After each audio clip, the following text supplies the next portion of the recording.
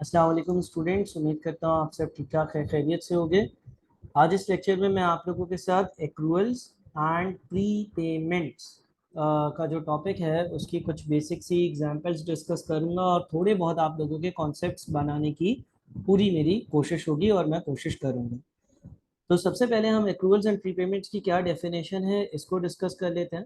देखिए, जब हम एक्रूअल्स की बात करते हैं ना, अच्छा, हमें इसको पढ़ने से पहले ये भी देखना पड़ेगा कि एक्रूअल्स एंड प्रीपेमेंट्स हम किस रिस्पेक्ट से देख रहे हैं। क्या हम एक्रूअल्स एंड प्रीपेमेंट्स की ट्रीटमेंट देख रहे हैं विद रिस्पेक्ट टू एक्सपेंसेस, या क्या हम एक्रूअल्स एंड प्रीपेमेंट की ट्रीटमेंट देख रहे हैं with respect to liability, sorry, revenues या इनकम्स। ठीक है, दोनों में अगर हम एक्सपेंसेस के एक्रूअल्स की बात करें या प्रीपेमेंट्स की बात करें, और अगर हम इनकम के एक्रूअल्स या इनकम के प्रीपेमेंट्स की बात करें, तो दोनों चीज़ें बिल्कुल मुख्तलिफ हैं और अलग अलग डायरेक्शन में जाती हैं। तो सबसे पहले हम एक्रूअल्स एंड प्रीपेमेंट्स को देखते हैं विद रिस्पेक्ट टू एक्सपेंसेस। यानी कि एक्सपेंसेस के केस में एक्रूअल्स क्या चीज़ हैं, प्री पेमेंट्स क्या चीज़ हैं, और इनकी ट्रीटमेंट क्या है और इनकी नेचर क्या है। देखिए, विद रिस्पेक्ट टू एक्सपेंसेस की हेडिंग में अगर एक्रूअल्स की बात करें ना, तो एक्रूअल्स जो है वो हमारे लिए एक लायबिलिटी होती है। लायबिलिटी का मतलब ये है कि यार ये अमाउंट हमें पे करना है और हम ये सर्विस ले चुके हैं और इसकी अब पेमेंट हम पर ड्यू है। जबकि अगर हम प्री पेमेंट्स की बात करेंगे कि हमारे पास एक्सपेंसेस के केस में प्री पेमेंट्स क्या है, तो हम ये कहेंगे कि प्री पेमेंट्स मेरे एसेट्स। अब किस तरह से, चलें तो एक छोटी सी एग्जांपल देखते हैं और एग्जांपल से ये समझते हैं कि हमारे पास विद रिस्पेक्ट टू एक्सपेंसेस में एक्रूअल्स लायबिलिटी और प्री पेमेंट्स एसेट किस तरह है। सबसे पहले आप ये जरूर याद रखिएगा कि एसेट्स का मतलब ये होता है, हर एसेट हर वो चीज़ है, इन सिंपल टर्म्स एक इदारे के लिए एसेट हर वो चीज़ है जिससे इदारे को बाद में किसी किस्म का कोई फ्यूचर का बेनिफिट मिलेगा। जबकि लायबिलिटी इदारे के लिए हर वो चीज़ है जिसकी वजह से कंपनी को या एक इदारे को बाद में कोई आउटफ्लो या कोई लायबिलिटी, इन शॉर्ट आप कह सकते हो कि आउटफ्लो या कोई नुकसान होगा। अब लेट्स से एक एग्जांपल लेते हैं। फॉर एग्जांपल, एक बिजनेस है और उसने जो है ना वो एक फैक्ट्री रेंट पर ली। ठीक है जी, फैक्ट्री जो है उसने रेंट पर ली और ये डिसाइड हुआ कि आपका जो मंथली रेंट होगा ना, फैक्ट्री का जो मंथली रेंट होगा वो मंथली रेंट होगा ₹100 पर मंथ। यानी कि इसका मतलब ये हो गया कि साल का कितना होगा, साल का होगा ₹1200 पर ईयर। ये बात तय हो गई। एक कंपनी खुली, एक कंपनी के ऑपरेशन से स्टार्ट पे, और वो कंपनी जो है वो वजूद में आई, या उसके जो स्टार्टिंग डेट थी, यानी कि वो कंपनी स्टार्ट हुई 1 जनवरी 2000 लेट से 15 वाले दिन। अच्छा, कंपनी के मालिक ने कंपनी की जो फैक्ट्री है वो रेंट पर ली, और रेंट पर लेने के बाद जो है वो तय ये हुआ कि रेंट जो पे होगा वो at the end of each year पे होगा, यानी कि हर साल के आखिरी दिन रेंट का एक्सपेंस पे किया जाएगा। अब मैं यहाँ पर कुछ साल लिख लेता हूँ: 2015, 2016, 2017, 2018 वाला साल। ठीक है जी। और बड़ी सिंपल सी एग्जांपल मैं बना रहा हूँ बस आप लोगों के दिमाग में ये बैठाने के लिए कि आखिर एक्रूअल्स क्या है और प्रीपेमेंट्स क्या है। लेट से 2015 में जो है वो इस बंदे ने ये फैक्ट्री जो है वो इस्तेमाल करी, और फैक्ट्री का एक रेंट दे हुआ था, और फैक्ट्री का जो रेंट दे हुआ था वो साल का 1200 रुपये दे हुआ था। 31 दिसंबर वाला दिन आया, और 31 दिसंबर वाले दिन जिसने ये फैक्ट्री उधार पर ली थी उसने इसकी पेमेंट भी कर दी, बैंक अकाउंट से पेमेंट करी, और जो पेमेंट करी वो 1200 रुपये करी।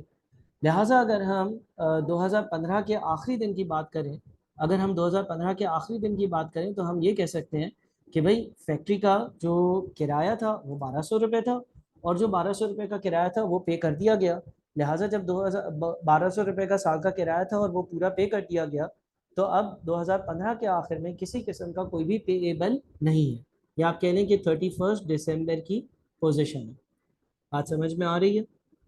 अगला साल शुरू हुआ, अगला साल दोबारा से 1 जनवरी से फैक्ट्री चलना स्टार्ट हुई, फैक्ट्री चल रही है, फैक्ट्री में काम हो रहा है, फैक्ट्री में सारी चीज़ें चल रही हैं। 2016 का साल ख़त्म हो गया, किराया था 1200 रुपये, ठीक है, किराया 1200 रुपये था। अब हुआ ये कि 2016 के आखिरी दिन जिसने फैक्ट्री किराए पे ली थी वो किसी फाइनेंशियल क्राइसिस में था, और उसकी वजह से उसने जिससे किराए पर फैक्ट्री ली थी उसको बोला कि यार एक काम करो, 1200 किराया बनता है पूरे साल का, लेकिन तुम मुझसे 1000 रुपये रख लो। उसने बोला कि बाकी 200 रुपये कब दोगे? तो जिसने फैक्ट्री किराए पे ली थी उसने ये कहा कि यार 1000 रुपये तुम अभी रख लो, बाकी 200 रुपये मैं अगले साल तुम्हें वापस कर दूंगा। लिहाजा किराए का खर्चा था 1200, पेमेंट हुई 1000 रुपये की। इस सिनेरियो में होता क्या है, इस सिनेरियो में ये हुआ कि जनाब जो किराया था या जितना किराया आप कहने के बन रहा था, क्या वो पूरा किराया पे हुआ? नहीं, वो पूरा किराया पे नहीं हो सका। किसी भी एक्स वाई जेड रीज़न की वजह से जितना अमाउंट बनना पे होना चाहिए था वो पूरा नहीं हुआ, बल्कि 200 रुपये कम पे थे। हम ये कहते हैं कि इसका मतलब ये हो गया कि यहाँ पर कंपनी के ऊपर, यानी कि साल 2016 के आखिरी दिन कंपनी के ऊपर 200 रुपये की लाइबिलिटी डेवलप हो गई है। कंपनी के ऊपर 200 रुपये की लाइबिलिटी है। कंपनी की बैलेंस शीट में करंट लाइबिलिटीज़ में हम 200 रुपये शो करते हैं, इसलिए क्योंकि मुझे 2017 में ये 200 रुपये किसी भी तरह से चुकाने पड़ेंगे या पे करने पड़ेंगे। अब लेट से 2017 का साल आया, 2017 के साल का किराया भी था 1200 रुपये। ठीक है, इस बंदे के हालात थोड़े बेहतर हो गए। अब ये पे कितने करेगा? ये पे करेगा 1400 रुपये। क्यों 1400 रुपये पे करेगा? 1400 रुपये इस वजह से पे करेगा, 1400 रुपये इस वजह से पे करेगा क्योंकि ऑल्दो 2017 का जो किराया है वो तो 1200 रुपये है, लेकिन 200 रुपये पिछले साल के भी बाकी थे। 200 रुपये पिछले साल के भी बाकी थे। तो जब ये 200 रुपये पिछले साल के भी इसी साल पे कर रहा है, जब 200 रुपये ये पिछले साल के भी इसी साल पे कर रहा है, तो इसका मतलब ये हो गया कि इसने जो 1400 रुपये पे किए हैं उसमें से 1200 2017 के हैं और 200 रुपये 2016 के हैं जो इस पे पेंडिंग थे। अच्छा, ये जो लाइबिलिटी है हम इसका ओपनिंग बैलेंस यहाँ पे लिख लेते हैं ताकि ये जो है वो नील से मैच कर जाए। यानी कि अब इसके ऊपर कोई लाइबिलिटी तो नहीं रही ना, कोई उधार बाकी रहा नहीं। कैसे? 200 रुपये इसने पिछले साल के पे करने थे वो भी इसने पे कर दिए, 1200 रुपये इस साल के बनते हैं वो भी पे कर दिए। लिहाजा हम ये कहेंगे कि 31 दिसंबर 2017 को अब इसके ऊपर किसी भी किस्म की कोई भी लाइबिलिटी नहीं है।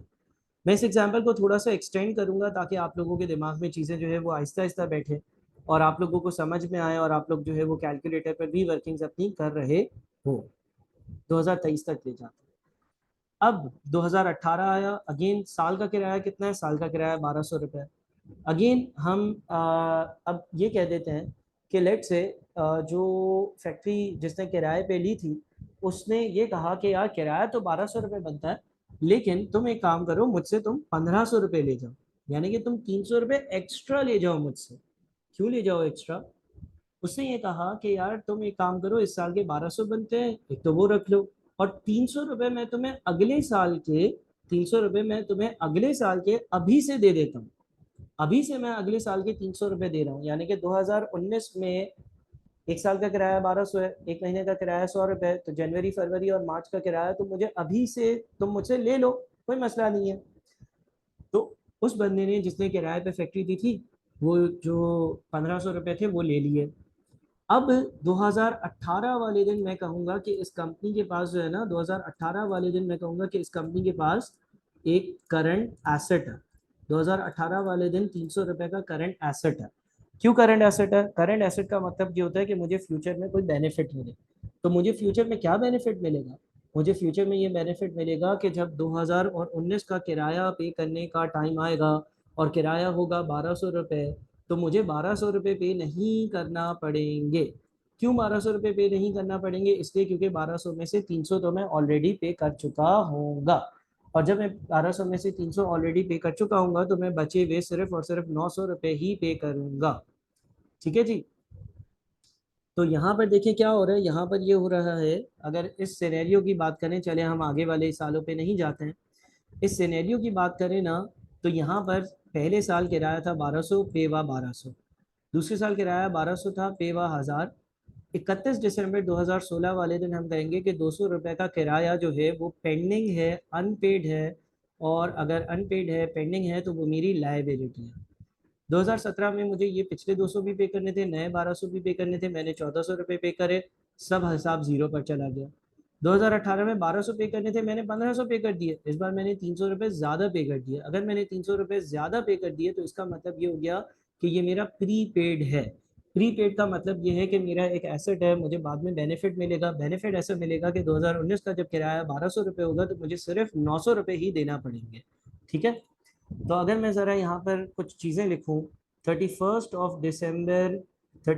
दिसंबर 2016 वाले दिन, 31 दिसंबर 2016 वाले दिन, 31 दिसंबर 2016 वाले दिन जो 200 रुपये आपको नज़र आ रहे हैं, 1200 रुपये किराया बनता था, आपने 1000 रुपये की ही पेमेंट करी सिर्फ और सिर्फ, तो 200 रुपये जो है वो आपका एक्रूड रेंट कहलाता है।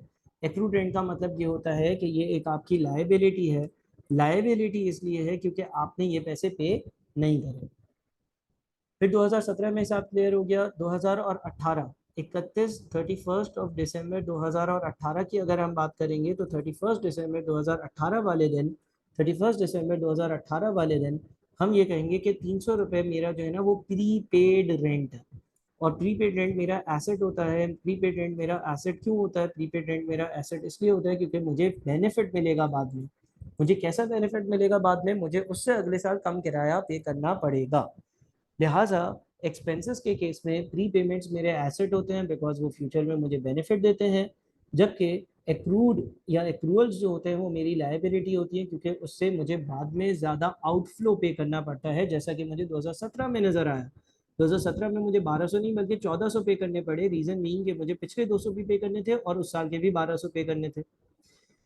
2019 में मुझे 300 रुपये कम पे करने पड़े, मुझे एक बेनिफिट मिला 300 रुपये का और इसीलिए वो मेरा एक एसेट था। तो ये तो एक बेसिक सी एग्जांपल से विद रिस्पेक्ट टू एसेट पे मैंने एक मूवमेंट बनाकर आपको बता दिया कि आखिर एक्रूड क्या है और प्रीपेड क्या है। इसको आराम से आप लोग देखकर कॉपी करिएगा। अब हम आते हैं कि अगर यही केस जो है ना वो इनकम्स की केस में, देखिए यहाँ पर क्या है, यहाँ पर आपने कोई जगह जो है, कोई आपने जो फैक्ट्री है वो रेंट पर ली है, यानी कि आप मकान मालिक नहीं हो, यानी कि आप फैक्ट्री के ओनर नहीं हो, आप जो है वो लैंडलॉर्ड नहीं हो, बल्कि आप जो हो वो टेनेंट। आपने जगह किराए पे लिया और आपके लिए इस केस में किराया जो था वो आपका एक एक्सपेंस था। अगर हम दूसरे केस की बात करें, यानी कि हम ये देखें कि भाई जब हम बात करते हैं विद रिस्पेक्ट टू इनकम्स, यानी कि इनकम के केस में मेरे पास एक्रूअल्स और प्रीपेमेंट्स क्या होते हैं, तो इनकम्स के केस में एक्रूअल्स जो है ना उसकी उलट ट्रीटमेंट होती है, यानी कि वो मेरे एसेट्स होते हैं बिकॉज वो बाद में मुझे बेनिफिट देंगे। और जो प्री पेमेंट्स होती हैं, प्री पेमेंट्स होती हैं वो मेरी लायबिलिटी होती है, वो मेरी लायबिलिटी होती है क्योंकि वो बाद में मुझे नुकसान देगी, मेरा आउटफ्लो होगा या मुझे फ़ायदा नहीं होगा। सर किस तरह से?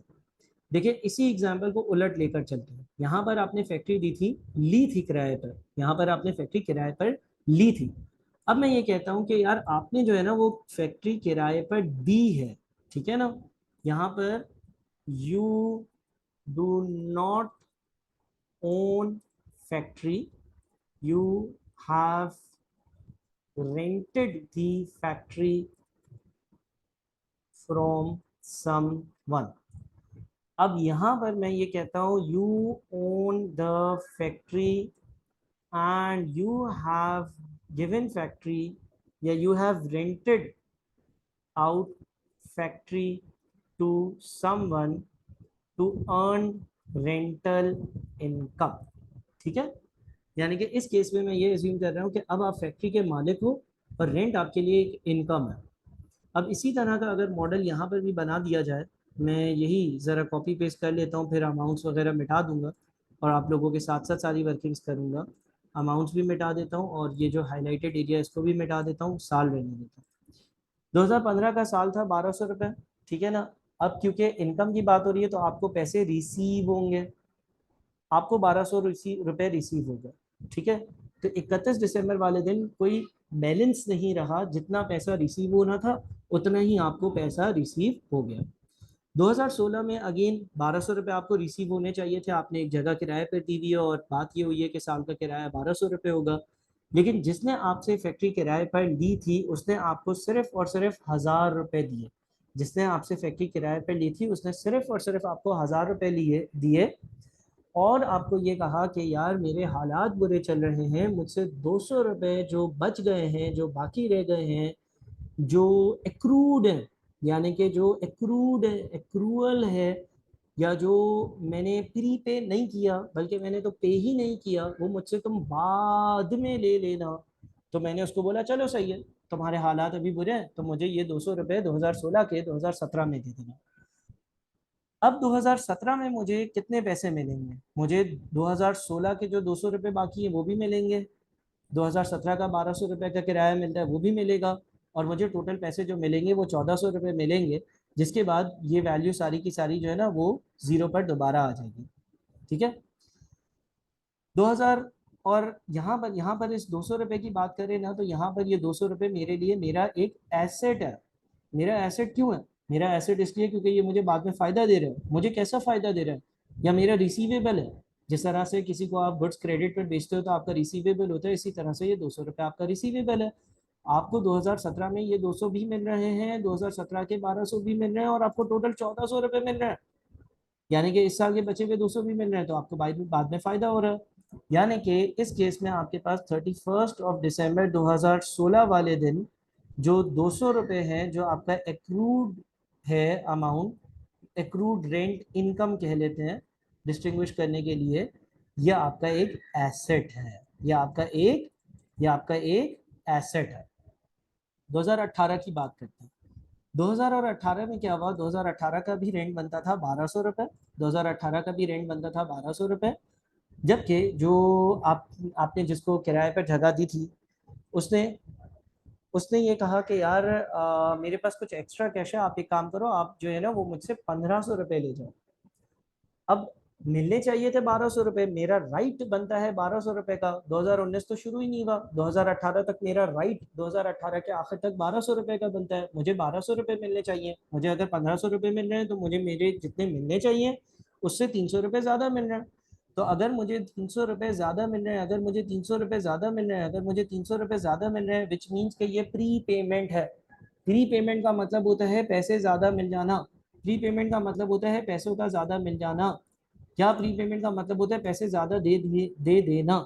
अब यहाँ पर 1200 रुपये मिलने चाहिए थे मुझे, मेरा हक 1200 का बनता है। 2018 के एंड तक मैंने जो जगह किराए पर अपनी दी है उसने 1200 रुपये मुझे कमा कर देना था।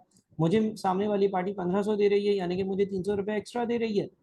तो ये 31 दिसंबर वाले दिन, 31 दिसंबर 2018 वाले दिन, ये जो 200 रुपये, ये जो सॉरी 300 रुपये है, ये मेरी जो है ना, ये प्रीपेड या इसको हम लोग अनअर्नड रेंटल इनकम भी कहते हैं, ये मेरी लायबिलिटी है। लायबिलिटी इसलिए है क्योंकि आगे मुझे ये मेरे आउटफ्लोज को रिड्यूस करेगी। आउटफ्लोज को इस तरह से रिड्यूस करेगी। अब 2019 में मुझे 1200 मिलने चाहिए थे, क्या मुझे 1200 मिलेंगे? नहीं, 1200 थोड़ी मिलेंगे। अब मुझे वो बोलेगा कि भाई 300 तो मैं पहले ही दे चुका, अब तुम सिर्फ 900 रुपये लो और जाओ। तो इसका मतलब ये हो गया कि ये 300 रुपये जो है इसकी वजह से मेरे फ्यूचर के या तुम ये कह सकते हो कि मैंने पैसे पहले ले लिए थे और मैं सर्विस बाद में दे रहा हूँ, तो ये मेरी एक लायबिलिटी होगी। ठीक है जनाब। अच्छा, अगर आप लॉन्ग टर्म की बात करें ना, देखें फैक्ट्री का रेंट जो है, अगर आप लॉन्ग टर्म की बात करें तो देखें 2015, 16, 17, 18, 19, 1200, 1200, 1200, 1200, 1200, कितना बना? 6000। ठीक है, 6000 रुपये रेंट बनता है 5 साल का एक्सपेंस वाले केस में। और अगर आप 1200, 1000, 1400, 1500, 900 ऐड करें वो भी 6000 बनता है। तो नेट जो है ना, नेट देखें, सिर्फ और सिर्फ टाइमिंग का डिफरेंस है, चीज बाद में और पहले मेरी है। बहरहाल over a period of long term इस एग्जाम्पल में आपको 6000 टोटल 5 साल के मिलने चाहिए, और सॉरी पे होने चाहिए एक्सपेंस वाले केस में, और पे हुए। इसी तरह से इनकम वाले केस में भी आपकी इनकम का टोटल 6000 बनता है 5 साल का, और आपको रिसीव भी 6000 ही हुआ है 5 साल के दौरान। बस किसी साल कम मिल गए तो अगले साल ज्यादा मिल गए, किसी साल ज्यादा मिल गए तो अगले साल कम मिल गए। तो ओवरऑल इम्पैक्ट जो है ना, ओवरऑल इम्पैक्ट जो है वो आप देखें तो नील पर ही बैठता है।